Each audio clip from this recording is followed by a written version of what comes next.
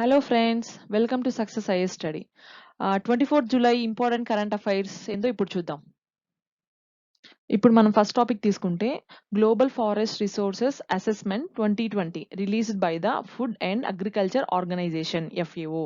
So మనకి ఇది FAO అంటే ఏంటంటే ప్రతి 5 ఇయర్స్కి ఒకసారి మనకి స్టేట్ ఆఫ్ ఫారెస్ట్ యొక్క స్టేట్ ఎలా ఉంది, దాని కండిషన్స్ ఎలా ఉన్నాయి అని చెప్పేసి ప్రతి 5 ఇయర్స్కి ఒకసారి అసెస్మెంట్ చేసి మనకి రిపోర్ట్ అనేది రిలీజ్ చేస్తూ ఉంటుంది అనమాట గ్లోబల్గా వరల్డ్ వైడ్. సో ఇప్పుడు మనకి రీసెంట్గా టుడే ఆ న్యూస్ వచ్చింది. సో అసెస్మెంట్లో మనకి ఏమేమి చెప్పింది అని చెప్పి చూద్దాం ఇప్పుడు. సో అసెస్మెంట్ ఏంటంటే మనకి ప్రతి ప్రతి 5 ఇయర్స్కి ఒకసారి పబ్లిష్ చేస్తుంది. సో ఇదేంటంటే మనకి ఎప్పుడు స్టార్ట్ అయిందంటే 1990 నుంచి అసెస్మెంట్ చేయడం స్టార్ట్ చేసింది అనమాట. సో ఇదేంటంటే దాని FAOలో ఉన్న మెంబర్స్ కంట్రీస్ అన్నిటికీ ఇది అసెస్మెంట్ చేసి మనకి డేటా అనేది ప్రొవైడ్ చేస్తుంది. సో దీన్ని బట్టి ఇది మనకి ఏం చెప్పిందంటే వరల్డ్లో మొత్తం ఎంత ఉందంటే ఫారెస్ట్ ఏరియా అనేది 4.06 బిలియన్ హెక్టార్స్ అనేది ఉంది. సో ఇది మన టోటల్ ల్యాండ్ ఏరియాలో ఇది ఎంత పర్సెంట్ అంటే 33% అనమాట అని ఇది ఒక స్టేట్మెంట్ ఇచ్చింది. అండ్ ఇంకోటి ఏంటంటే ఈ రిపోర్ట్లో ఏముందంటే మనకి డిఫారెస్టేషన్ వల్ల మనకి ఏంటంటే 420 మిలియన్ హెక్టార్స్ ఆఫ్ ఫారెస్ట్ అనేది మనం కోల్పోయామన్నమాట. ఎప్పటి నుంచి అంటే 1990 నుంచి కంపేర్ చేసుకుంటే 420 మిలియన్ హెక్టార్స్ డిఫారెస్టేషన్ వల్ల కోల్పోయాం. అండ్ అండ్ ఇది లాస్ అనేది ఎక్కువగా ఏ కంట్రీలో ఏ కాంటినెంట్లో ఉందంటే ఆఫ్రికా కాంటినెంట్లో ఎక్కువ లాస్ అనేది చూస్తున్నాం. అంటే లాస్ట్ 10 ఇయర్స్ తీసుకుంటే మనం 2010 నుంచి 2020కి తీసుకుంటే మనం లాస్ట్ 10 ఇయర్స్లో ఆఫ్రికాలో ఎక్కువ లాస్ అయ్యాం. అండ్ గెయిన్ అయింది ఎక్కడ అంటే ఫారెస్ట్ ఏరియా అనేది మనం ఏషియాలో గెయిన్ అయ్యాం అనమాట. సో ఇప్పుడు మనము గెయిన్ అయిన కంట్రీస్ మన టాప్ లిస్ట్లో తీసుకుంటే ఫస్ట్ ఏ కంట్రీ ఉందంటే గెయిన్ అయిన కంట్రీస్లో మనకి ఫస్ట్ చైనా ఉంది, నెక్స్ట్ ఆస్ట్రేలియా ఉంది, థర్డ్ ఇండియా ఉందన్నమాట. సో ఇండియా అనేది థర్డ్ ప్లేస్లో స్టాండ్ అయింది. సో ఈ ఫారెస్ట్ గెయిన్లో మన ఇండియా థర్డ్ ప్లేస్లో ఉంది. అండ్ ఫోర్త్ వచ్చి చైల్ అండ్ ఫిఫ్త్ వచ్చి వియత్నాం అనమాట. ఈ 5 కంట్రీస్ అనేవి టాప్లో ఉన్నాయి ఫారెస్ట్ గెయిన్లో. అండ్ మనం ఇంకొకటి తీసుకుంటే మనకి ఇండియాలో ఏ ఏ ప్రాజెక్ట్‌కి ఈ రిపోర్ట్ క్రెడిట్ ఇచ్చింది అంటే మనకి ఇండియాస్ జాయింట్ ఫారెస్ట్ మేనేజ్మెంట్ ప్రోగ్రామ్‌కి ఇది క్రెడిట్ ఇవ్వడం జరిగిందనమాట. దానివల్ల ఏందంటే అది కమ్యూనిటీ మేనేజ్డ్ ఫారెస్ట్ ఏరియాస్ దాని సిగ్నిఫికెన్స్ అనమాట. సో ఈ ప్రోగ్రామ్‌కి మనకి ఈ రిపోర్ట్ అనేది FAO అనేది మనకి ఇండియాలో ఉన్నటువంటి జాయింట్ ఫారెస్ట్ మేనేజ్మెంట్ ప్రోగ్రామ్‌కి క్రెడిట్ ఇవ్వడం జరిగింది. అండ్ మనకేందంటే ఓవరాల్‌గా టోటల్ గ్లోబల్ ఫారెస్ట్ ఏరియాలో మనదేందంటే 2% అనమాట.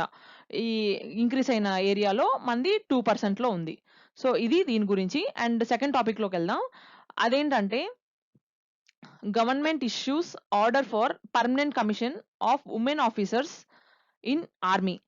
సో ఇదేందంటే రీసెంట్‌గా మనకి మినిస్ట్రీ ఆఫ్ డిఫెన్స్ ఉంది కదా! అది ఒక గవర్నమెంట్ శాంక్షన్ ఇచ్చిందనమాట. ఎందుకంటే మనకి పర్మనెంట్ కమిషన్స్ ఉంటాయి కదా ఆర్మీలో. ఆ పర్మనెంట్ కమిషన్స్‌లో వుమెన్స్ కూడా ఎలిజిబుల్ అని చెప్పడానికి మనకి ఒక శాంక్షన్ లెటర్ అనేది రిలీజ్ చేసింది. మనకి ఇష్యూ చేసింది మినిస్ట్రీ ఆఫ్ డిఫెన్స్ అనమాట. సో ఏ స్ట్రీమ్స్‌లో రిలీజ్ చేసింది అంటే మనకి 10 స్ట్రీమ్స్‌లో ఇండియన్ ఆర్మీలో 10 స్ట్రీమ్స్‌లోకి ఆ వుమెన్ ఎలిజిబుల్ అని చెప్పి మనకి రిలీజ్ చేసింది. సో ఆ స్ట్రీమ్స్ ఏందంటే మెయిన్ ఇంపార్టెంట్ స్ట్రీమ్స్ వచ్చి మనకి army air defence, signals, engineers, army aviation అన్నమాట. అండ్ సమ్ అదర్ ఇవి 4 వచ్చి చాలా ఇంపార్టెంట్. సో వీటిలో మనకి పర్మనెంట్ కమిషన్‌లో వుమెన్ ఆఫీసర్స్ ఉండొచ్చు అని చెప్పి మనకి పర్మిషన్ ఇచ్చింది. అండ్ ఇంతకుముందు ఎలా ఉండేది అంటే మనకేందంటే ఓన్లీ మనకి women army, education corps and advocate general డిపార్ట్మెంట్‌లో మాత్రమే మనకి పర్మనెంట్ కమిషన్‌లో వుమెన్ ఆఫీసర్స్ ఉండేవాళ్ళు. సో ఇప్పుడు ఇది దేన్ని బేస్ చేసుకొని మనకి ఇప్పుడు కొత్త రూల్ ఇష్యూ చేసిందంటే మనకి రీసెంట్‌గా సుప్రీం కోర్ట్ జడ్జిమెంట్ ఇచ్చిందనమాట. ఫిబ్రవరి 2020లో మనకి సుప్రీం కోర్ట్ ఏం చెప్పిందంటే మనకి షార్ట్ సర్వీస్ కమిషన్ అని చెప్పి ఆల్రెడీ చెప్పాం కదా! ట్యూర్ ఆన్ డ్యూటీలో. సో దాంట్లో అది కాకుండా నార్మల్‌గా అదర్ కమిషన్స్ ఉంటాయి. షార్ట్ టర్మ్ కమిషన్సే మనకి ఆర్మీలో వేరే అదర్ కమిషన్స్ ఉంటాయి అని చెప్పాను గదా! అప్పుడు. సో, ఆ కమిషన్స్‌లో ఏందంటే మనకి ఈ వుమెన్ ఆఫీసర్స్ అనేవాళ్ళు దాంట్లో పనిచేసిన వుమెన్ ఆఫీసర్స్ అనేవాళ్ళు ఈ పీసీ పొజిషన్‌కి అంటే పర్మనెంట్ కమిషన్‌లో దాంట్లో మెంబర్ అవ్వడానికి ఎలిజిబుల్ అని చెప్పి మనకి సుప్రీం కోర్ట్ వాళ్ళని తీసుకోండి అని చెప్పేసి మనకి జడ్జిమెంట్ ఇవ్వడం జరిగింది ఫిబ్రవరిలో. సో, దాన్ని బేస్ చేసుకొని మనం ఇప్పుడు మినిస్ట్రీ ఆఫ్ డిఫెన్స్ అనేది ఈ శాంక్షన్ లెటర్ అనేది గ్రాంట్ చేసిందనమాట. సో, ఇదేందంటే మెయిన్‌గా ఇలా చేయడం వల్ల ఏందంటే మనకి ఉమెన్ ఎంపవర్మెంట్ అనేది పెరుగుతుంది కదా. సో అన్ని లైక్ లార్జర్ రోల్స్ లో మనకి ఛాన్సెస్, ఉమెన్స్ కి చాలా ఛాన్స్ ఉంటుంది. అండ్ ఇదేంటంటే లైక్ అదర్ మనకి ఎస్ఎస్సి అంటే service commissions, short service commissions లో మనం ఏంటంటే 10 to 14 ఇయర్సే మనకి వర్కింగ్ పీరియడ్ ఉంటుంది అనమాట. కానీ ఈ పీసీ అనేది పర్మనెంట్ కమిషన్‌లో ఏందంటే, మనం రిటైర్ అయ్యే వరకు మనకి ఇక్కడ ఆఫీసర్స్‌గా సర్వ్ చేసే ఛాన్స్ దొరుకుతుంది ఆ వుమెన్స్‌కి. అండ్ ఇక్కడేందంటే వాళ్ళు ఇట్లా పర్మనెంట్ రిటైర్ అయ్యేదాకా ఉంటారు కాబట్టి వాళ్ళకి గవర్నమెంట్ పెన్షన్స్ అవి గూడా వస్తాయన్నమాట. 20 ఇయర్స్ సర్వ్ చేసిన తర్వాత వాళ్ళకేందంటే గవర్నమెంట్ పెన్షన్స్ అనేవి గూడా రావడం జరుగుతుంది. సో, ఇప్పుడు మనకి వుమెన్ పర్సెంటేజ్ ఓవరాల్‌గా మన ఆర్మీలో ఎంతమంది వుమెన్ ఉన్నారంటే మనకి 3.89% ఉన్నారు ఆర్మీలో వుమెన్. అండ్ నేవీలో తీసుకుంటే మనకి 6.7% ఉన్నారు. అండ్ ఎయిర్ ఫోర్స్‌లో తీసుకుంటే 13.28% ఉన్నారనమాట. అంటే ఇది ఎవరంటే ఎవరిని ఎక్స్‌క్లూడ్ చేసంటే ఇప్పుడు మనకి మెడికల్ కార్ప్స్, డెంటల్ కార్ప్స్ వాళ్ళుంటారు గదా! మిలిటరీ నర్సింగ్ స్టాఫ్ వీళ్ళందరిని తీసేసిన తర్వాత మనకి ఆర్మీలో 3.89%, నేవీలో 6.7% అండ్ ఎయిర్ ఫోర్స్‌లో మనకి 13.28% మనకి వుమెన్ అనేది వాళ్ళున్నారు. సో, ఇదొక వుమెన్ ఎంపవర్‌మెంట్‌లో ఇదొక భాగంగా మనం కన్సిడర్ జేసుకోవచ్చు. మనం థర్డ్ టాపిక్ ఏంటంటే prime minister pushes for oil palm cultivation in north eastern states అన్నమాట.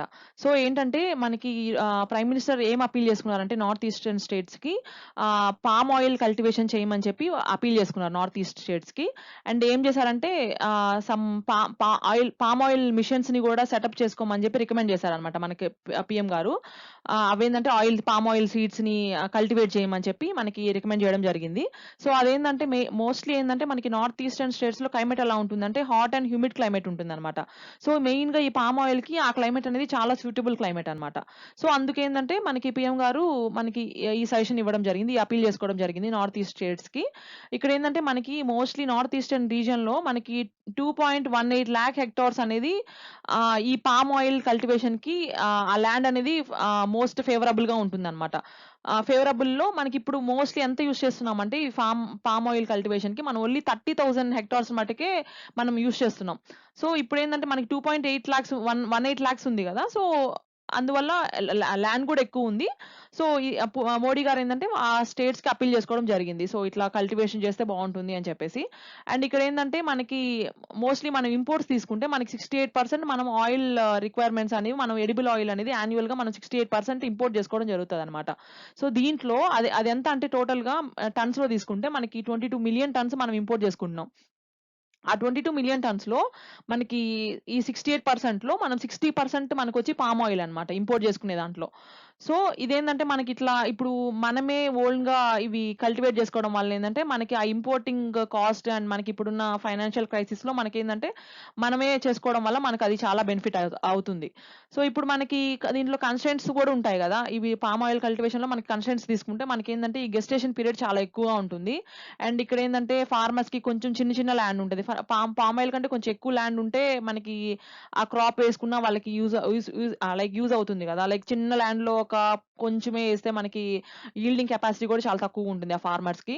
అండ్ ఇక్కడేందంటే ఈ సీడ్స్ కాస్ట్ కూడా చాలా ఎక్కువన్నమాట. సో, అండ్ ప్రొడక్టివిటీ కూడా చాలా తక్కువొస్తది ఇది మనకి.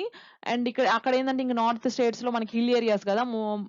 లైక్ అట్లా అట్లా కొంచెం కొంచెం కష్టమవుతుంది. సో, ఇవన్నీ కన్‌స్ట్రెయింట్స్‌గా తీసుకోవచ్చు మనం పామ్ ఆయిల్ కల్టివేషన్‌లో. అండ్ ఇంకా ఇప్పటి వరకు మనకి గవర్నమెంట్ ఏమేమి ఎఫర్ట్స్ చేసింది దీని విషయంలో అంటే మనకి already ah, technology mission on soil seeds and pulses ఉంది గదా! సో, అదొక ఆల్రెడీ రన్నింగ్‌లో ఉందది. అండ్ ఇంకోటి తీసుకుంటే మనకి national mission on soil seeds and oil palm which AIIMS to bring 1,25,000 hectares of area under palm oil cultivation అన్నమాట. So, మనకేంటంటే mostly 1,25,000 of hectares of ఏరియాని మనకి పామ్ ఆయిల్ కల్టివేషన్‌లోకి తీసుకురావాలి అని చెప్పి ఎయిమ్‌తో మనకి already national mission on oil seeds and oil palm అనే మిషన్ ఆల్రెడీ స్టార్ట్ చేసింది. సో ఫార్ ఇవన్నమాట మనకి గవర్నమెంట్ తీసుకున్న మెషర్స్ అన్నమాట. మనం నెక్స్ట్ టాపిక్ తీసుకుంటే WHO report flag spike in cases of vaccine derived polio virus. ఇదేందంటే మనకి పోలియో వైరస్ మీద రీసెంట్‌గా మనకేందంటే ఆహ్, వ్యాక్సిన్ వేసిన తర్వాత మనకి కేసెస్ అనేవి పెరుగుతున్నాయన్నమాట. సో, మనకి ఓవరాల్‌గా డబ్ల్యూహెచ్ఓ రిపోర్ట్ ఏం చెప్పిందంటే మనకు ఓవరాల్‌గా మనం 1961 నుంచి జనవరి 1961 నుంచి మనం 2019 వరకు డేటా తీసుకుంటే మనకి 149 కేసెస్ అనేవి రిపోర్ట్ అయ్యాయి. ఇవి ఏంటంటే వ్యాక్సిన్ వేసిన తర్వాత ఆ వ్యాక్సిన్ వల్ల మనకి ఈ పోలియో ఎఫెక్ట్ అవ్వడం అన్నమాట ఈ స్టేజ్. ఇట్లా 149 కేసెస్ వచ్చినాయి. సో, ఇలా వ్యాక్సిన్ ఏసిన తర్వాత దాని వల్ల సైడ్ ఎఫెక్ట్స్ రావడం అనేది ఇది చాలా సో, అందువల్ల ఏందంటే మనకి డబ్ల్యూహెచ్ఓ అనేది ఫ్లాగ్ రైజ్ చేసింది. సో, వీటిల్లో 149 కేసెస్‌లో 66% మనకేందంటే 2010 నుంచి 2019 లోపు రికార్డ్ అయ్యాయన్నమాట. 66% కేసెస్ అనేవి.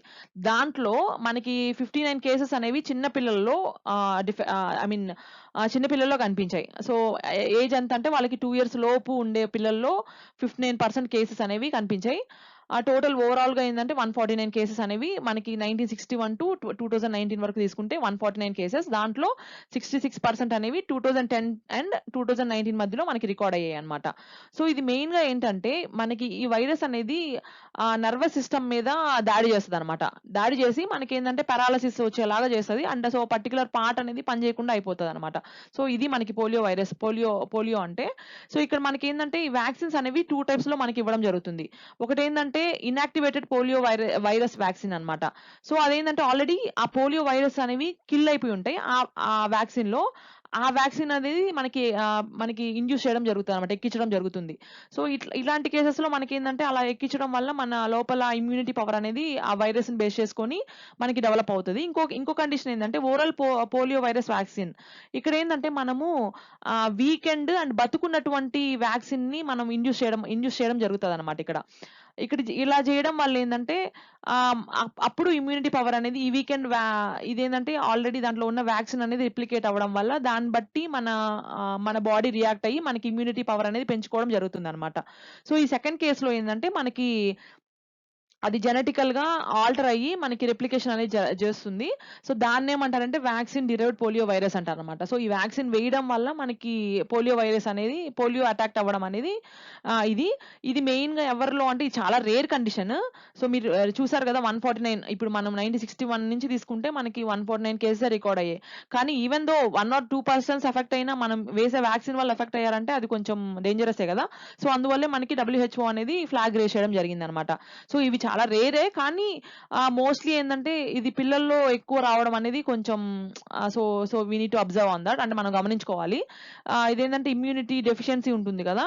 అండ్ లో ఇమ్యూనిటీ లెవెల్స్‌లో బతికే ప్రజలుంటారు గదా! వాళ్ళకేందంటే ఇది ఎఫెక్ట్ అవ్వడం జరుగుతుందనమాట. మనం నెక్స్ట్ న్యూస్ తీసుకుంటే government tightens bidding regulation for border countries. మనకేందంటే రీసెంట్‌గా మనకి చైనాతో ఇష్యూ అన్ని చూస్తున్నాం గదా! బార్డర్ ఇష్యూస్ లైక్ పాకిస్తాన్‌తో, చైనాతో అలా ఇష్యూస్ అని కామన్‌గా జరుగుతూనే ఉన్నాయి. పాస్ట్ ఫ్యూ ఇయర్స్ నుంచి. సో, దీన్ని బేస్ చేసుకొని ఏందంటే మనకి defence and national security base చేసుకొని ఆ గ్రౌండ్స్ మీదుగా మనకి జనరల్ ఫినాన్షియల్ రూల్స్‌లో మనకి 2017 జనరల్ ఫినాన్షియల్ రూల్స్ 2017లో మనకి గవర్నమెంట్ ఏందంటే కొన్ని అమెండ్‌మెంట్స్ చేసిందనమాట. కొన్ని మార్పులు చేసింది. సో, అవేందంటే మనకి బిడ్డర్స్ ఉంటారు గదా! అదర్ కంట్రీస్ నుంచి మన బార్డర్ కంట్రీస్‌లో వాళ్ళు ఇప్పుడు మనం ఏమన్నా ఎస్టాబ్లిష్ చేసుకోవాలంటే మన బార్డర్ కంట్రీస్‌లో ఉండే వాళ్ళు గూడా బిడ్డింగ్ చేసుకొని ఛాన్స్ ఉంటుందనమాట. సో, వీళ్ళకేందంటే ఆ రూల్స్ అనేవి, రెగ్యులేషన్స్ అనేవి టైటెన్ చేసింది. ఎందువల్ల అంటే మనకి mostly based on defence and national security ఆధారంగా మనకి కొంచెం వీళ్ళకి బార్డర్‌లో ఉండే వాళ్ళకి కొంచెం బిడ్డింగ్ టైట్ చేస్తే బావుంటుంది అని చెప్పేసి మనకి ఇది చేయడం జరిగింది. సో, ఈ బిడ్డర్స్ ఏందంటే మనకి బార్డర్ కంట్రీస్‌లో ఉండే బిడ్డర్స్ ఏందంటే వాళ్ళు ఖచ్చితంగా రిజిస్ట్రేషన్ కమిటీలో ఖచ్చితంగా రిజిస్టర్ అవ్వాలన్నమాట. And department for promotion of industry and internal ట్రేడ్‌లో వాళ్ళు కాన్స్టిట్యూట్ అయ్యుండాలి. సో, ఇవి ఉంటేనే వాళ్ళు బిడ్డింగ్ చేసే ఛాన్స్ ఉంటుందన్నమాట. అండ్ ఇంకోటేందంటే వాళ్ళేందంటే క్లియరెన్స్ అనేది మ్యాండేటరీ అన్నమాట వాళ్ళకి. ఎవరి నుంచంటే ministry of external affairs and home affairs ఆ 2 మినిస్ట్రీస్ యొక్క క్లియరెన్స్ మ్యాండేటరీ. సో, ఆ క్లియరెన్స్ అయితేనే అండ్ వీటిలో రిజిస్ట్రేషన్ కమిటీలో మనకి రిజిస్టర్ అయ్యి and department for promotion of industry and international ట్రేడ్‌లో కాన్స్టిట్యూట్ అయితేనే మనకేందంటే ఈ క్లియరెన్స్ అని ఇవన్నీ అయితేనే మనకి వాళ్ళు బిడ్డింగ్ చేసే ఛాన్స్ ఉంటుందన్నమాట. సో, ఇదేందంటే మనకి based on defence and national security grounds మీద ఆధారంగా తీసుకొని మనకి ఈ బిడ్డింగ్ అనేది కొంచెం రెగ్యులేషన్స్‌లో కొంచెం టైట్ చేసిందన్నమాట బార్డర్ కంట్రీస్‌కి. అండ్ ఇంకో టాపిక్ తీసుకుంటే మనం లోనార్ లేక్. లోనార్ లేక్ ఇప్పుడు రీసెంట్‌గా ఈరోజు న్యూస్‌లో ఉంది. ఎందువల్ల అంటే అది కలర్ అనేది పింక్‌గా మారిపోయిందన్నమాట ఆ లేక్. ఎందువల్ల అంటే ఎందుకంటే లార్జ్ ప్రెజెన్స్ ఆఫ్ లైక్ ఈ వాటర్‌లో ఏందంటే మనకి హాలో ఆర్కియా మైక్రోబ్స్ అనేవి ఎక్కువగా ఉండడం వల్ల, ఆ బాక్టీరియా అనేది ఉండడం వల్ల ఏందంటే అది ఒక పింక్ పిగ్మెంట్‌ని అది రిలీజ్ చేస్తా ఉంటాయి. ఈ బాక్టీరియా అనేది. సో, ఆ పింక్ పిగ్మెంట్ వల్ల ఏందంటే ఈ లోనార్ లేక్ అనేది పింక్‌గా టర్న్ అయిందనమాట. సో, అది మనకి జియోగ్రఫీలో బిట్‌గా ఇంపార్టెంట్. సో, అందువల్ల కొంచెం చూసుకోండి ఇది. అండ్ ఇక్కడ ఇదేందంటే ఎక్కడుందంటే మనకి మహారాష్ట్రలో బుల్దానా డిస్ట్రిక్ట్‌లో మనకి ఈ లేక్ అనేది కనిపిస్తూ ఉంటుంది. సో, ఇక్కడేందంటే సో, ఇది జియోగ్రఫీ పార్ట్‌లో మనకి ఇంపార్టెంట్. సో, కొంచెం ఇంపార్టెంట్‌గా నోట్ చేసుకోండి ఈ పాయింట్. మీకు కనుక మా వీడియో నచ్చినట్లయితే ప్లీజ్ లైక్ చేయండి అండ్ షేర్ చేయండి. సో దట్ అది చాలా మందికి యూజ్ అవుతది. అండ్ సబ్స్క్రైబ్ చేసుకోండి. అండ్ పక్కనే ఉన్న బెల్ ఐకాన్ క్లిక్ చేసుకోండి. సో దట్ లేటెస్ట్ అప్డేట్స్ అన్నీ మీకు ఇమ్మీడియేట్‌గా అప్డేట్ అవుతూ ఉంటాయి. So, thank you friends.